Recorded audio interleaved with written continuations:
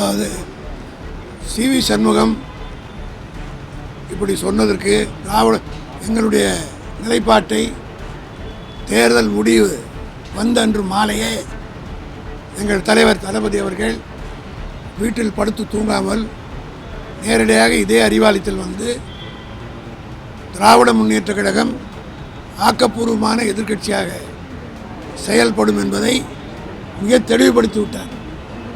அதோடு மட்டுமல்ல, அடுத்த நாளே 5ஆம் தேதியே தான் போட்டியிட்ட கொளத்தூருக்கு சென்று வாக்காளர்களுக்கு நன்றி தெரிவித்து விட்டார்.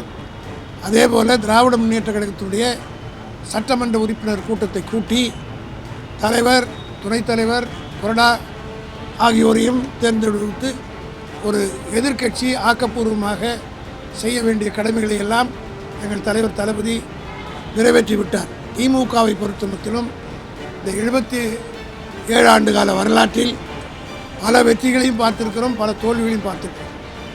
தமிழ்நாட்டினுடைய வரலாற்றில் இல்லாத அளவுக்கு 234 தொகுதிகளில் 220 தொகுதிகளில் எங்களுடைய கூட்டணி தலைவர் கலைஞருடைய தலைமையிலே தனியாக திமுக 184 இடங்களிலும் கூட்டணியோடு சேர்த்து 220 இடங்களிலும் வெற்றி பெற்று சரித்திரம் படைத்த திமுக இதுவரையில் அந்த ரெக்கார்டை உடைக்க யார் வரலும் முடியவில்லை. ஆக அதே போல் 91 தேர்தலில் ஒரே ஒரு தொகுதி தான் நாங்கள் வெற்றி பெற்றோம். ஆனால் வெற்றியை கொண்டு வெறி கொண்டு ஆடவில்லை, தோல்வி கண்டு தோன்று விடவில்லை. திமுக தொடர்ந்து பணியாற்றி கொண்டிருக்கிறது. ஆக சண்முகத்தை போன்றவர்களுக்கு அவர்கள் போவதற்கு ஏதேனும் காரணம் வேண்டும் என்பதற்காக எங்களை காரணம் காட்டிவிட்டு அவர்கள் வெளியேறுகிறார்கள். ஆக அவர்களால் குறிப்பாக சி.வி. சண்முகத்தை பற்றி உங்களுக்கெல்லாம் தெரியும். தொடர்ந்து பதவியிலே இருந்தவர். 2021 கூட அவர் தோற்ற உடனே 2022 எம்பி ஆகிட்டார். இப்போ ராஜினாமா பண்ணியிருக்கார்.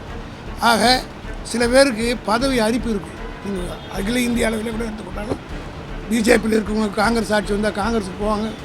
காங்கிரஸில் எங்களோட ராஜ்யசபாவில் 5 பேர் காங்கிரஸில் தான் பிஜேபியோட மந்திரி ஆகிட்டாங்க. இதெல்லாம் வடநாட்டில் இந்த கட்சி மாறுகிற கலாச்சாரங்கள்லாம் இருந்தது. ஆனால் தமிழ்நாட்டில் இதுவரையில் 60 ஆண்டு காலமாக மேலாக, ஏன் 52 தேர்தலிலிருந்து இதுவரையில் தமிழ்நாட்டில் கட்சி தாவறது, மைனாரிட்டி அரசு என்றெல்லாம் பார்க்காத ஒன்று இப்பொழுது ஏற்பட்டிருக்கிறது. இந்த நேரத்தில் எங்கள் தலைவர் தெளிவான முடிவெடுத்து நாங்கள் எதிர்க்கட்சியாக செயல்படுவோம் என்று சொல்லிவிட்டார். இன்றைக்கு எங்களுடைய கட்சியின் சார்பில் எதிர்க்கட்சி தலைவராக இருக்கிற உதயநிதி ஸ்டாலின் அவர்களும் தெளிவாக சட்டமன்றத்திலே தன்னுடைய உரை ஆற்றியிருக்கிறார்.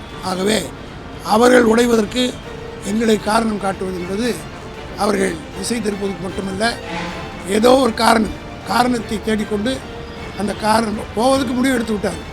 பழமொழி சொல்லுவாங்க, எவ்வளோதான் நீ பூட்டி ஒருத்தர் வச்சாலும் ரொம்ப நாளுக்கு வச்சுருக்க முடியாது, அது கதை உடச்சிட்டு போவான்னு சொல்லுவாங்க.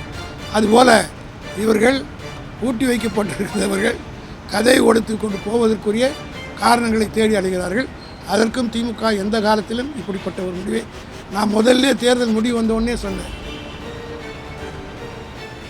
அது 2 பேரும் இணைஞ்சு எடுக்க போகிறீங்கன்னா தீஸ் ஆர் ஸ்பெகுலேஷன்ஸ் அண்ட் ரூமர்ஸ்ன்னு சொன்னேன். I made it very clear அந்த வெரி நெக்ஸ்ட் டே இட்ஸ். அதுதான் இன்னி வரலையும் எங்களுக்கு ஸ்டாண்ட். அதிமுக மட்டும் சொல்லல, உங்க கூட்டத்தில் இருக்கக்கூடிய சிபிஎம் உடைய தேசிய இல்லாத மறுத்து விட்டார், பேபி மறுத்து விட்டார். அப்படி இதெல்லாம் தவறான வதந்தின்னு சொல்லிட்டார். வதந்தின்னு சொல்லிட்டாங்க. திமுக எல்லா கட்சியும் நீங்கள் பார்த்தீங்கன்னா உடஞ்சி போச்சு. திமுக ஒன்று தான் ஒரே ஒரு இடம் வச்சு பெற்றுப்பது கூட உடையல. ஆக நிலையான திமுக. அதனால வெற்றி தோல்வி பற்றி எங்களுக்கு கவலை. நான் தான் தெளிவாக சொல்லிட்டுருந்தேன், ஒரே ஒரு இடம் நினைச்ச போது திமுகவில் ஸ்பிரிட் வரல. இதே கேள்விகளை இதே ஸ்பெகுலேஷன்ஸ் நீங்கள் சொன்னபோது வந்தபோது திமுக தலைவரிடம் கேட்டோம், பலர்கிட்ட கேட்டோம். அப்போ யாருமே மறுக்கல. இப்போ அதிமுகவின் சார்பில் ப்ரெஸ் உங்களெல்லாம் பார்த்தே சொன்னேன், இங்கிலீஷ்லேயே சொன்னேன், these are all speculations and rumours. இந்த very next day itself we have cleared our position. That stands to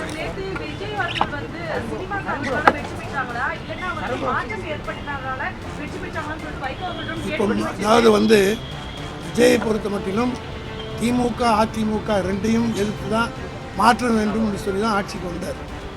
இப்போ உடைச்சி அதிமுகவில் இருக்கிறவர் சேர்த்தாருன்னா சேர்க்க போகிறாரான்றது நீங்கள் அவர்கிட்ட தான் கேட்கணும். அவர் சொல்லி எதை சொல்லி ஆட்சிக்கு வந்தார்? 60 ஆண்டு காலமாக ஒரே 2 கட்சி தான் இருக்குது, இதுக்கு மாற்றம் வேண்டும்னு சொன்னார்.